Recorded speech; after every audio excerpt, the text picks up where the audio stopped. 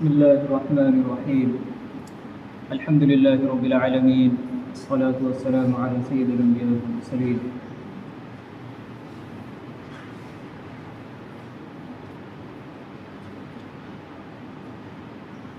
أعوذ بالله من الشيطان الرجيم. بسم الله الرحمن الرحيم. فإن آمنوا بمثل ما آمنتم به فقد اهتدوا وإن تولوا فإنما هم في شقاق فسيكفيكهم الله هو السميع العليم. صدق الله العظيم. قال النبي صلى الله عليه وسلم إن الله جعل الحق على لسان عمر وقلبه، أو كما قال عليه الصلاة والسلام. جب تک چڑھے گا سورج اجالا نہ جائے گا، جب تک چڑھے گا سورج اجالا نہ جائے گا، فلکتے نجوم تابہ کا حالا نہ جائے گا. اور خدا سے اسی لیے نبی نے مانگا عمر، کھولا کسی سے کعبے کا تالا نہ جائے گا. میرے محترم سامعین، جیسا کہ آپ لوگوں کو معلوم ہے کہ آج 22 ذو الحج ہے، اور 2-4 دنوں کے بعد جو ہے 27، اس کے بعد 1 محرم بھی آنے والا ہے. اور یہ ذو الحج کا مہینہ گزر کر محرم کا مہینہ جب آئے گا، محرم کا مہینہ اکثر لوگ جو جانتے ہیں وہ صرف حضرت حسین رضی اللہ تعالی عنہ کی شہادت سے اس محرم کو جانتے ہیں، اس مہینے میں. لیکن اس سے پہلے جو ایک بہت بڑی ہستی کی شہادت ہوئی ہے، اور وہ 1 محرم کو ہوئی ہے، اور اس سے پہلے جس محرم 1 محرم کو شہادت ہوئی ہے، اس سے پہلے جو وہ زخمی ہوئے ہیں وہ 27 ذو الحج کو ہوئے. لہٰذا میں چاہتا ہوں کہ میں اسی مناسبت سے آپ کے سامنے کچھ باتیں عرض کروں، اور اس لیے بھی کہ چونکہ وہ حضرت عمر ہیں، اور صحابہ میں ایک بہت بڑا مقام ہے. حضرت ابوبکر صدیق کے بعد اگر کسی کا مقام ہے تو وہ حضرت عمر ہے. ویسے تو سارے صحابہ ہی انبیاء کے بعد جن کا مقام ہے، مرتبہ ہے، فضیلت میں آگے ہے، وہ مقدس جماعت صحابہ کی جماعت ہے. اور اس لیے کہ اللہ تبارک و تعالیٰ نے ان صحابہ کے ایمان کو معیار بنایا ہے دوسرے لوگوں کے ایمان کے لیے. قرآن مجید میں جیسا کہ ارشاد فرمایا اللہ تبارک و تعالیٰ نے، فَإِنْ آمَنُوا بِمِثْلِ مَا آمَنْتُمْ بِهِ فَقَدِ اهْتَدَوْا، کہ اگر وہ لوگ ایمان لائے جیسا کہ صحابہ نے ایمان لائے، اگر وہ لوگ ایمان لائے جیسا صحابہ نے ایمان لایا ہے، فَقَدِ اهْتَدَوْا، تب تو وہ راہیاب ہوں گے اور ہدایت یافتہ ہوں گے، ورنہ پھر ان کے ایمان کا کوئی اعتبار نہیں ہے. یہاں پہ بات آتی ہے کچھ اور علمی باتیں کہ یہاں پہ ایمان سے کیا مراد ہے، وہ اس تفسیر میں نہیں جانا چاہتا ہوں. لیکن آپ دیکھیں کہ صحابہ کے فضیلت کے لیے اتنا ہی کہہ دینا کافی ہے کہ بھائی ایمان لاؤ ان جیسا. ہم کسی کے نقل اتارتے ہیں تو کہتے ہیں بھائی ان جیسا بنو. کیا کر رہے ہو؟ بننا ہے تو ان جیسا بنو، بننا ہے تو ان کے جیسا بنو، بننا ہے تو عمر جیسا بنو، بننا ہے تو علی جیسا بنو، بننا ہے تو ابوبکر صدیق جیسا بنو، عثمان جیسا بنو. اگر کوئی ہمارے سامنے کوئی انسان نمونہ ہوتا ہے تو ان کے بارے میں ہم کہتے ہیں بننا ہے تو اس کے جیسا بنو. باپ بھی اپنے بیٹے کو کہتا ہے، اگر چھوٹا بیٹا ہے اور بڑا بیٹا بڑا سیدھا ہے، کہتا بننا ہے تو اس کے جیسا بنو. تو اللہ تبارک و تعالیٰ نے جو ایمان حاصل کرنے کا اور جو ایمان بنانے کا ذکر کیا ہے وہ کیا؟ وہ ذکر کیا ہے کہ صحابہ کے جیسا ایمان لاؤ تو ایمان معتبر ہے، ورنہ کوئی اعتبار نہیں ہے تمہارے ایمان کا. تو یہ فضیلت صحابہ کے لیے. اسی طریقے سے صحابہ کے لیے اللہ تبارک و تعالیٰ نے تو اپنی رضا کا جو پروانہ دے دیا وہ دنیا ہی میں دے دیا. رضی اللہ عنہم ورضوا عنہ، اللہ ان سے راضی ہو گیا، اور وہ لوگ اللہ سے راضی ہو گئے، خوش ہو گئے. سارے صحابہ جنتی ہیں، سارے صحابہ جنتی ہیں. اور بھی جو اور صحابہ ہیں، ان سارے صحابہ کے جنتی ہونے کا پروانہ جو دنیا میں ملا ہے، ان میں بھی اللہ تبارک و تعالیٰ نے خصوصیت سے 10 صحابہ کا ذکر کیا ہے، اور بھی بہت سارے صحابہ کو جنت میں خصوصیت کے ساتھ ذکر کیا ہے کہ یہ جنتی ہے، یہ جنتی ہے، یہ جنتی ہے۔ حالانکہ جو عشرہ مبشرہ ہیں ان کا تو ایک نام ہے، لیکن اور بھی لوگ، اور بھی جو صحابہ ہیں ان کا بھی الگ سے ذکر کیا ہے۔ اور وہ عشرہ مبشرہ میں حضرت عمر رضی اللہ تعالی عنہ بھی، حضرت ابو بکر، حضرت عمر، حضرت عثمان، حضرت علی، اور بھی 6 صحابہ ان کے بعد ہیں۔ تو حضرت عمر کا مقام وہ مقام ہے کہ انسان اگر ان کے واقعات کو، ان کے سیرت کو، ان کے اخلاق کا احاطہ کرنا چاہے تو ممکن ہے کہ وہ بہت تھوڑے سے وقت میں نہیں کر سکتا۔ اللہ کے نبی صلی اللہ علیہ وسلم نے ارشاد فرمایا حضرت عمر کے بارے میں کہ ان اللہ جعل الحق علی لسان عمر وقلبی، کہ اللہ تبارک و تعالی نے حضرت عمر کی زبان پر حق کو جاری کر دیا۔ ان کی زبان سے جو نکلے گا وہ حق ہوگا، غلط کبھی نہیں ہو سکتا، کبھی نہیں۔ یہ حضرت عمر کی فضیلت ہے۔ حضرت عمر کے بارے میں کیا آیا کہ حضرت عمر سن 6 نبوی کو ایمان لائے۔ ان کا نام تو آپ لوگ جانتے ہیں کہ عمر ہے، اور ان کی کنیت ابو حفص ہے۔ ان کا لقب فاروق ہے، حق و باطل کے درمیان فرق کر دینے والا، غلط کو نہیں دیکھنے والا، غلط سامنے آئے ختم کر دینے والا، فاروق لقب ہے۔ یہ سن 6 نبوی کو ایمان لائے۔ حضرت حمزہ رضی اللہ تعالی عنہ کے ایمان لانے کے 3 دن کے بعد ایمان لائے۔ حضرت حمزہ سید الشہداء رضی اللہ تعالی عنہ کے ایمان لانے کے 3 دن کے بعد حضرت عمر ایمان لائے تھے۔ اور ان کے ایمان لانے کے بعد پھر سارے جتنے بھی صحابہ اس وقت جو 40-50 صحابہ مسلمان ہوئے تھے، ان کے ایمان لانے کے بعد کعبہ میں نماز پڑھی اعلانیہ طور پر۔ سارے صحابہ اس سے پہلے چھپ کر نماز پڑھتے تھے۔ حضرت حمزہ بھی ایمان لائے تو تھوڑی سی طاقت کمزور تھی، لوگ کمزور تھے، کمزوری محسوس کر رہے تھے، لیکن جیسے ہی حضرت عمر ایمان لائے، اب تو سید الشہداء بھی ایمان لا چکے۔ حضرت حمزہ ایک تو وہی جلیل القدر اور ایک بہادر صحابہ، حضرت حمزہ کو دیکھتے ہی لوگ تھرانے لگ جاتے تھے۔ پھر ایک اور بڑی ہستی ایمان لائے، کون؟ حضرت عمر۔ اور حضرت عمر مراد نبی ہے، حضرت عمر مراد نبی ہے۔ سارے صحابہ مراد نبی نہیں ہے، حضرت عمر مراد نبی ہے۔ اللہ کے نبی صلی اللہ علیہ وسلم نے دعا مانگی تھی حضرت عمر کے لیے، کیا اللہم اعز الاسلام بابی جہل بن ہشام او بعمر بن الخطاب، اے اللہ اسلام کو عزت عطا فرما۔ آپ دیکھ رہے ہیں لفظ پہ غور کریں کہ اے اللہ اسلام کو اگر عزت چاہیے تو اے اللہ 2 شخصوں کے ذریعے سے آپ عزت دے دیجیے دنیا میں اسباب کے تحت۔ حالانکہ اللہ کو کسی کی ضرورت نہیں ہے، اللہ کو جہاد کی ضرورت نہیں ہے، اللہ تو امتحان لینا چاہتا ہے۔ 26ویں پارے میں اس کا ذکر ہے، اللہ تبارک و تعالیٰ نے کہا تمہاری جہاد کی ضرورت نہیں ہے، اللہ چاہے تو ان سے خود بدلہ لے لے، تمہارے جہاد کا کیا مطلب ہے؟ لیکن اللہ کے نبی صلی اللہ علیہ وسلم دنیا میں جو سبب بنانا چاہ رہے وہ حضرت عمر کو بنانا چاہ رہے، یا ابو جہل کا بھی نام ہے۔ کہا کہ ان 2 شخصوں کے ذریعے آپ کو جو محبت، جو سب سے زیادہ محبوب ہو نا، آپ ان کے ذریعے سے اسلام کو عزت عطا فرما دیجیے۔ اللہ کے نبی جمعرات کی شام کو یہ دعا کرتے ہیں، اور صبح ہو کر حضرت عمر کے حق میں دعا قبول ہو جاتی ہے، اور حضرت عمر نبی کے قتل کے ارادے سے نکلنے لگ جاتے۔ راستے میں ایک صحابی ملتے، کہاں جا رہے ہو؟ کہا بس آج تو کام تمام کرنے والا ہوں میں۔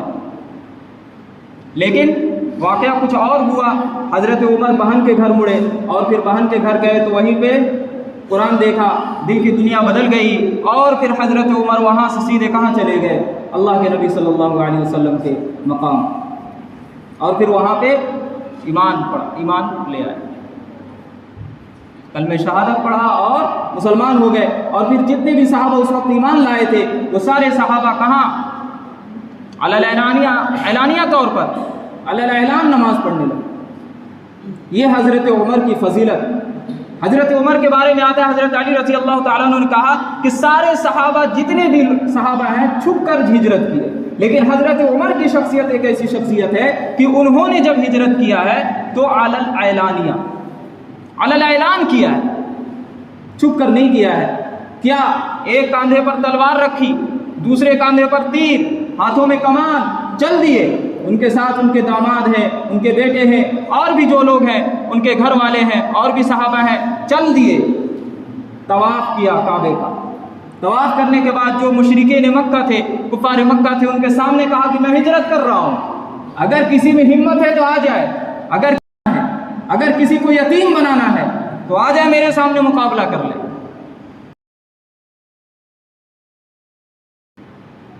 یہ حضرت عمر کی فضیلت ہے کہ بیوی بیوہ ہو جائے تو آ جائے، یتیم ہو جائے تو آ جائے، یعنی چھٹکارا یہاں سے نہیں ملے گا، ہمت ہے یہاں۔ حضرت عمر کی شخصیت، روب، دبدبا تو پہلے سے سارے لوگ جانتے تھے۔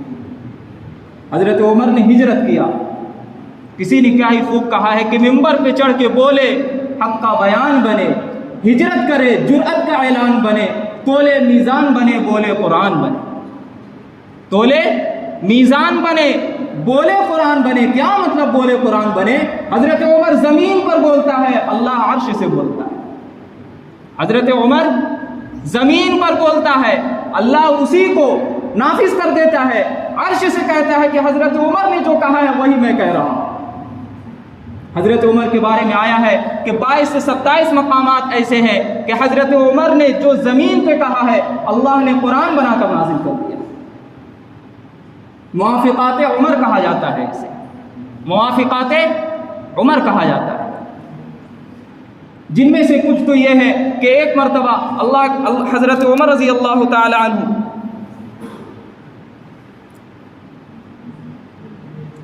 آپ نے بڑا ہی مشہور واقعہ ہے، آپ نے سنا بھی ہوگا کہ دو لوگ تھے، ایک منافق تھا اور ایک یہودی تھا۔ اللہ کے نبی صلی اللہ علیہ وسلم کے پاس فیصلہ کرانے کے لیے آئے۔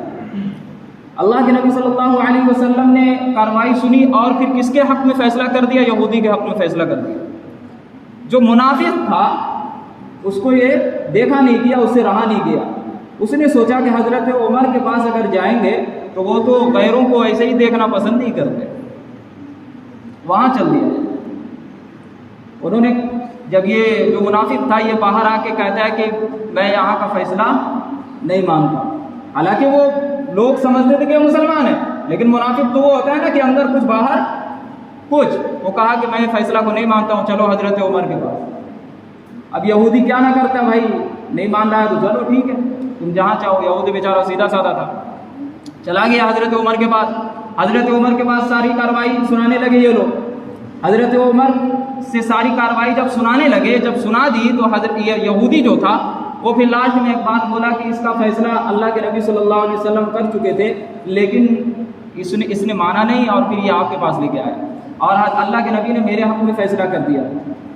کہا کہ اچھا ایسی بات ہے، کہا ٹھیک ہے رکو ہم ذرا سے آ رہے ہیں، ہم ذرا اندر سے آ رہے ہیں، کچھ کام ہے۔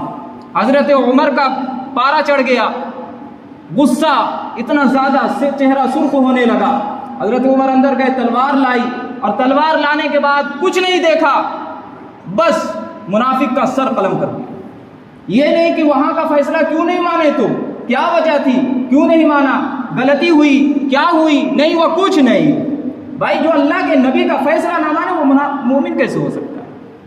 حضرت عمر نے وہی سر دھڑ سے جدا کر دیا۔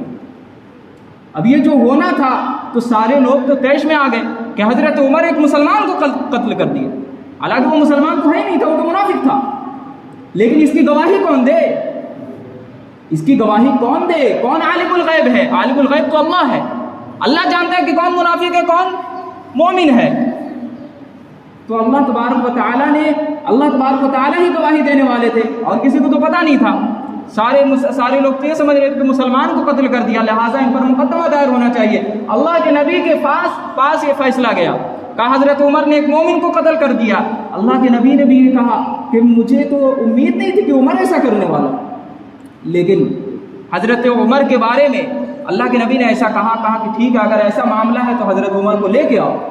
یہ نہیں کہا، دیکھیں اللہ کے نبی نے یہ نہیں کہا کہ حضرت عمر ایسا نہیں کر سکتے ہیں، حضرت عمر نے جو کیا وہ ٹھیک کیا، نہیں، حضرت اللہ کے نبی نے کہا کہ ایسا نہیں کر سکتے ہیں، کیا مطلب؟ حضرت عمر کو ایسا نہیں کرنا چاہیے تھا، مسلمان تھا نا، اللہ کے نبی کو بھی وہاں پہ پتہ نہیں کہ منافق ہے۔ اب اگر کوئی آج کا انسان ہوتا نا تو اپنے ماتحت جو حاکم ہے نا اس کی غلط پہ پردہ ڈال دیتا ہے، اس کی غلطی پہ پردہ ڈال دیتا ہے۔ حضرت اللہ کے نبی صلی اللہ علیہ وسلم نے حضرت عمر کی غلطی پہ پردہ نہیں ڈالا، کہا کہ اگر وہ صحیح میں غلط ہے تو ان پہ کارروائی ہوگی، اور اگر صحیح ہے تو کارروائی نہیں ہوگی۔ تم جو کہہ رہے ہو تم غلط کہہ رہے ہو، نہیں ایسا نہیں کہا کہ ٹھیک ہے لاؤ مقدمہ دائر ہو، مقدمہ لگایا جائے گا، جو باتیں آئیں گی کھل کے وہ اس پہ عمل کیا جائے گا۔ اللہ کے نبی صلی اللہ علیہ وسلم بھیج دیے بلانے کے لیے، ادھر اللہ کے نبی صلی اللہ علیہ وسلم نے بھیجا بلانے کے لیے، ادھر اللہ تبارک و تعالیٰ کی طرف سے احکام نازل ہو گئے حضرت عمر کے بارے میں۔ کہا لا يؤمنون حتى يحكموك فيما شجر بينهم ثم لا يجدوا في انفسهم حرجا مما قضيت ويسلموا تسليما۔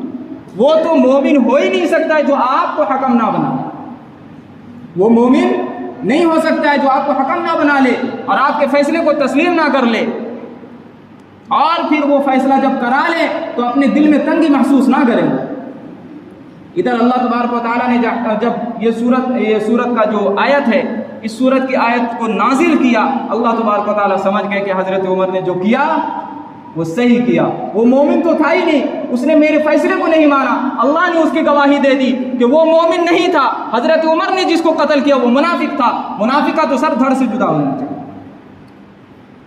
یہ حضرت عمر ہے کہ حضرت عمر نے پہلے ہی فیصلہ کر دیا کہ بھائی یہ مومن نہیں ہے، اس نے اللہ کے نبی کا حکم نہیں مانا تو یہ مومن کیسے ہو سکتا ہے؟ اللہ نے گواہی دی کہ وہ صحیح میں مومن نہیں۔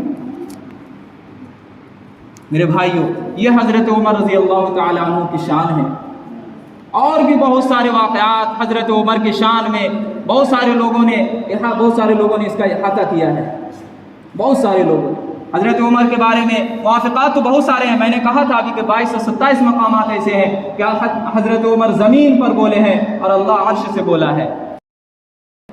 حضرت عمر کے بارے میں آتا ہے کہ حضرت عمر رضی اللہ تعالیٰ عنہ یہ ایک مرتبہ اللہ کے نبی صلی اللہ علیہ وسلم جہاد سے آئے تو ایک باندی آئی اور کہا کہ یا رسول اللہ میں نے منت مانی ہے کہ آپ جب غزوے سے آ جائیں گے تو میں دف بجاؤں گی، میں دف بجاؤں گی۔ دف وہ کہلاتا ہے کہ جو ایک طرف سے مطلب بجایا جاتا ہے، دونوں طرف سے نہیں، تو وہ ایک طرف سے بجانے والی تھی۔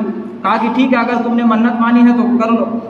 حضرت وہ جو عورت تھی وہ بجانے لگی، اور پھر جب یہ بجانے لگی تو اسی بجانے کے درمیان میں حضرت ابوبکر بھی آئے، وہ بجاتی رہی، حضرت علی بھی آئے، وہ بجاتی رہی، حضرت عثمان بھی آئے، وہ بجاتی رہی۔ لیکن جیسے ہی حضرت عمر کو دیکھی اور لوگ دیکھے، سارے لوگ بھاگنے لگے ادھر سے ادھر، اور وہ جو عورت جو بجا رہی تھی فَأَلْقَتِ الدُّفَّ تحت اِسْتِهَا، اس نے دف کو کہاں رکھ لیا؟ نیچے رکھ لیا، اس پہ بیٹھ گئی، اس پہ ثُمَّ قَعَدَتْ عَلَيْهِ، اس پہ بیٹھ گئی، اور پھر پتہ ہی نہیں چلنے دیا کہ یہاں بھی کچھ ہو رہا تھا۔ اصل کاروائی کون کرنے والا تھا؟ جس پہ کاروائی ہونے والی تھی اس نے بس کہتے ہیں نا جو ظالم ہوتا ہے، جو جرم کرنے والا تھا، اپنے جرم کا نشان نہ چھوڑے، اس نے جرم کا نشان کو مٹانے کے لیے اس نے دف کو نیچے رکھ لیا، کہا کچھ نہیں ہے یہاں، وہ اس پہ بیٹھ گئی۔ اللہ کے نبی صلی اللہ علیہ وسلم نے دیکھا کہ یہ کیا معاملہ ہے، یہ لوگ بھاگ رہے ہیں، یہ ایسا کر رہی ہے، دیکھا کہ حضرت عمر آ رہے، حضرت عمر آ رہے۔ اللہ کے نبی صلی اللہ علیہ وسلم کے پاس جب وہ پہنچے تو اللہ کے نبی صلی اللہ علیہ وسلم نے حضرت عمر سے کہا ان الشیطان لیخاف منک، کہ شیطان تم سے ڈرتا ہے، شیطان تم سے ڈرتا ہے۔ تو ان کی کیا مجال ہے؟ شیطان کا جو آلہ ہے، جو حربہ ہے، جس سے لوگوں کو وہ گمراہ کرتا ہے، مزامیر، اس نے اس کے نیچے رکھ دیا۔ اسی طرح کا ایک واقعہ ہے کہ حضرت عمر کے کچھ شور و غل ہو رہا تھا، اللہ کے نبی نے دیکھا کہاں شور و غل ہو رہا ہے، دیکھا کہ ایک حبشن کھیل کر رہی ہے۔ اللہ کے نبی نے کہا عائشہ آ جاؤ، عائشہ آ جاؤ، میں تمہیں کھیل دکھاتا ہوں۔ امی عائشہ رضی اللہ تعالی عنہا آئیں اور پھر اللہ کے نبی صلی اللہ علیہ وسلم کے کاندھے پہ اپنی ٹھوڑی کو رکھ دیا اور اس طریقے سے دیکھنے لگی، کھڑی رہی۔ اللہ کے نبی دکھاتے رہے، آدمی عائشہ کھڑی رہی۔ اس کے بعد کیا اللہ کے نبی نے پوچھا عائشہ اشبعتی، کیا پیٹ بھر گیا، چلیں اب دیکھ لی؟ امی عائشہ نے کہا نہیں ابھی اور دیکھنا۔ پھر کہا اشبعتی، کیا پیٹ بھر گیا، ابھی اور دیکھنا ہے؟ کہا نہیں۔ امی عائشہ 3 مرتبہ ایسا کہتی رہی. اور کیوں کہہ رہی؟ اللہ کے نبی صلی اللہ علیہ وسلم کے سے یہ ایسا کیوں کہہ رہی؟ اس کا ریزن بھی امی عائشہ رضی اللہ تعالیٰ نے بیان کیا. میں ایسا اسی لیے کہہ رہی کہ میں بھی اور دیکھنا چاہتا ہوں تاکہ میں دیکھوں کہ اللہ کے نبی کے نزدیک میرا مقام و مرتبہ کتنا ہے. اللہ کے نزدیک میرا مقام و مرتبہ کتنا ہے تاکہ میں دیکھوں. اسی درمیان میں کہ حضرت عمر آ جاتے ہیں، سارے لوگ ادھر سے ادھر بھاگ جانے لگتے ہیں. حضرت عمر جب سامنے آتے ہیں اللہ کے نبی کہتے ہیں کہ عمر میں دیکھ رہا ہوں شیاطین الانس والجن کو، میں دیکھ رہا ہوں کہ قد فروا من عمر. میرے بھائیوں اور بزرگوں، کہنے کا یہ مقصد ہے کہ اللہ کے نبی صلی اللہ علیہ وسلم اور تمام انبیاء کے بعد جن کا مقام ہے وہ مقام صحابہ کا ہے. صحابہ میں بھی حضرت ابو بکر اور پھر حضرت عمر، اور یہی حضرت عمر کی ہستی ہے کہ جو 27 ذی الحج کو یہ زخمی ہوئے، اور پھر زخمی ہونے کے بعد 1 محرم الحرام کو دنیا سے رخصت ہو گئے. اور وہ زخمی بھی کس نے کیا تھا؟ وہ زخمی بھی ایک شخص تھا، اور پھر اس نے زخم مارا تھا فجر کے وقت میں، نماز میں مارا تھا. 3 دن اس طرح سے حضرت عمر پڑے رہے کہ ایک طرف سے کھانا کھاتے تھے اور جدھر سے زخمی کیا تھا ادھر سے کھانا نکل جاتا تھا. اور اس طریقے سے حضرت عمر 3 دن زندہ رہے، اور پھر 1 محرم الحرام کو وہ دنیا سے رخصت ہو گئے، شہید ہو گئے. تو میرے بھائیوں، حضرت عمر کی یہ شان تھی. ہمیں بھی چاہیے کہ حضرت عمر اور صحابہ کی جیسی شخصیت ہے ان شخصیتوں کے جیسے ہم بننے کی کوشش کریں، ان کے اخلاق، ان کے اطوار، ان کے سیرت کو اپنے اندر پیدا کرنے کی کوشش کریں. دعا کریں کہ اللہ تبارک و تعالیٰ ہمیں اور آپ کو سننے کے بعد سمجھنے کا اور اس پر عمل کی توفیق عطا فرمائے. وآخر دعوانا الحمدللہ رب العالمین.